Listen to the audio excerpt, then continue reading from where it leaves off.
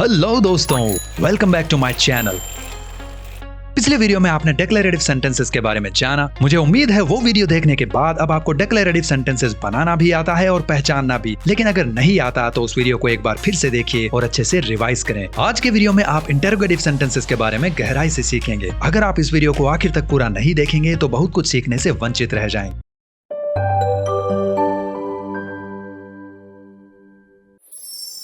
दोस्तों, आज का ज्ञान शुरू करने से पहले मैं यह मानकर चल रहा हूं कि इंटरोगेटिव सेंटेंसेस के बारे में आपका नॉलेज एकदम जीरो है और मैं आपको स्ट्रिक्टली सजेस्ट करूंगा कि इस वीडियो को देखते समय एक पेन और एक नोटबुक साथ में लेकर बैठिए और नोट्स बनाते चले जाइए। तो चलिए शुरू करते हैं। सेंटेंसेस के 5 टाइप्स में से दूसरे टाइप की सेंटेंसेस है इंटरोगेटिव सेंटेंसेस। इंटरोगेटिव सेंटेंसेस की डेफिनेशन यानी परिभाषा के अनुसार the sentences which are used to ask questions are called interrogative sentences, यानी कि वे वाक्य जिनको प्रश्न पूछने के लिए प्रयोग किया जाता है उनको इंटरोगेटिव सेंटेंसेस यानी कि प्रश्नवाचक वाक्य कहा जाता है। इंटरोगेटिव सेंटेंसेस के अंत में प्रश्न चिन्ह यानी कि क्वेश्चन मार्क प्रयोग किया जाता है। इन सेंटेंसेस का प्रयोग सूचना यानी कि इंफॉर्मेशन इकट्ठा करने, किसी बात की पुष्टि यानी कि कंफर्म करने या किसी ऐसी बात को स्पष्ट करने के लिए किया जाता है जो स्पष्ट या क्लियर नहीं हो। जैसे Who broke the lock of my house? मेरे घर का ताला किसने तोड़ा? Why have you not completed your homework? तुमने अपना गृह कार्य क्यों नहीं किया है? How far is your house from here? तुम्हारा घर यहाँ से कितनी दूर है? इन तीनों सेंटेंसेस में सामने वाले से सूचना यानी कि इंफॉर्मेशन इकट्ठा की जा रही है। Are you thirsty? क्या तुम प्यासे हो? Raju following you? क्या राजू तुम्हारा पीछा कर रहा था? Did she return your money? क्या उसने तुम्हारे पैसे लौटा दिए? Are we going to the picnic or not? हम पिकनिक पर जा रहे हैं या नहीं? इन चारों सेंटेंसेस में सामने वाले से किसी ना किसी बात की पुष्टि की जा रही है, यानी कि बात को कंफर्म किया जा रहा है। Can you give me some more details? क्या आप मुझे थोड़ी और जानकारी दे सकते हैं? What exactly do you mean by that?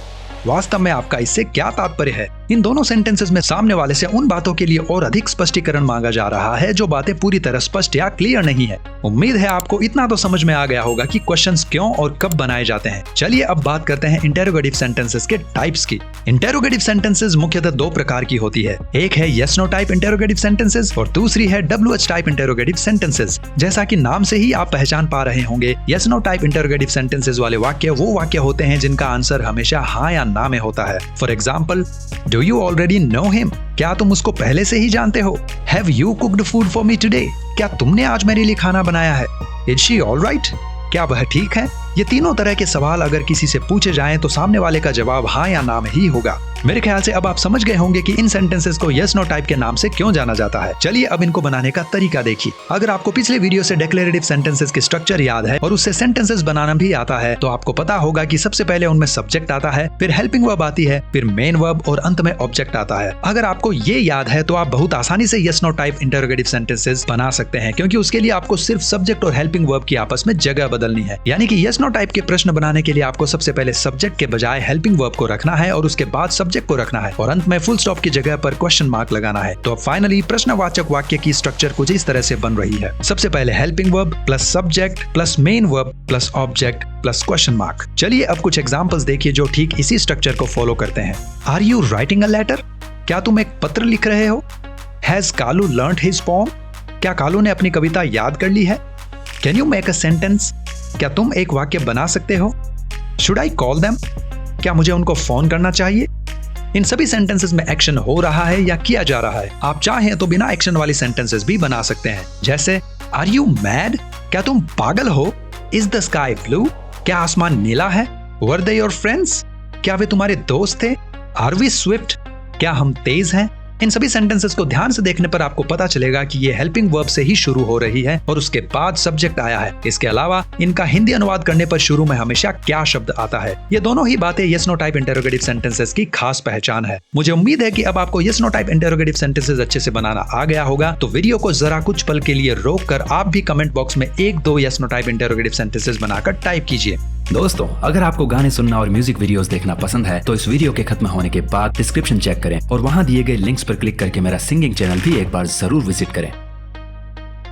चलिए अब आगे बढ़ते हैं। इंटेरोगेटिव सेंटेंसेस का दूसरा प्रकार है WH word type interrogative sentences. ये सेंटेंसेस बनाना भी बहुत आसान है, क्योंकि अगर आपको yes no type interrogative sentences बनाना आता है तो WH टाइप बनाने के लिए आपको yes no टाइप के पहले बस एक WH वर्ड ही जोड़ना है। WH वर्ड लगाने या जोड़ने के लिए सबसे पहले तो आपको ये पता होना चाहिए कि WH वर्ड्स होते कौन कौन से हैं। इंग्लिश में मोस्ट कॉमनली और मुख्यतः 9 WH वर्ड्स काम में लिए जाते हैं, जिनमें पहला है what, फिर है when, उसके बाद है where, उसके बाद है which, फिर who, whom, whose, उसके बाद आता है why और अंत में है how।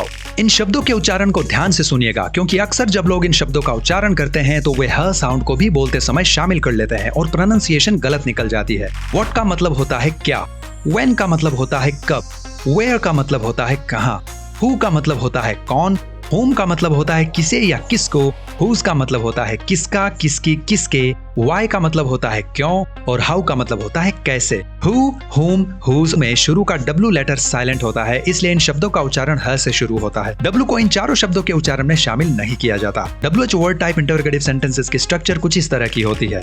WH word plus helping verb plus subject plus main verb plus object plus question mark. इस स्ट्रक्चर में से अगर आप WH वर्ड को हटा देते हैं तो यह yes no type interrogative sentences की स्ट्रक्चर बन जाएगी। खैर, चलिए अब इस स्ट्रक्चर को काम में लेकर बनाते हैं कुछ आसान सेंटेंसेस, जैसे When will you bake a cake?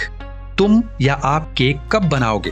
How did father open this jammed door? पिताजी ने इस जाम हुए दरवाजे को कैसे खोला? Why is she cooking food?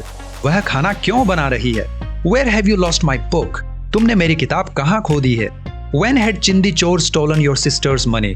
चिंदी चोर ने तुम्हारी बहन के पैसे कब चुराए थे?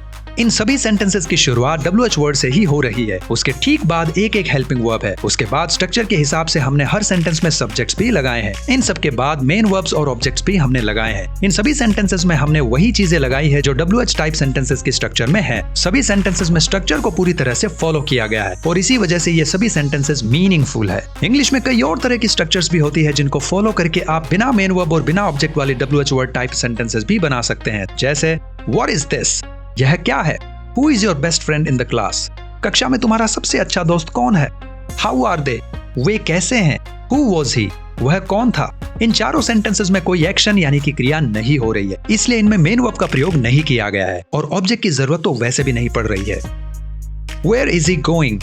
वह कहाँ जा रहा है? What are we doing here? हम यहाँ क्या कर रहे हैं? What did Kabir want? Kabir क्या चाहता था? When are you coming back? तुम कब वापस आ रहे हो?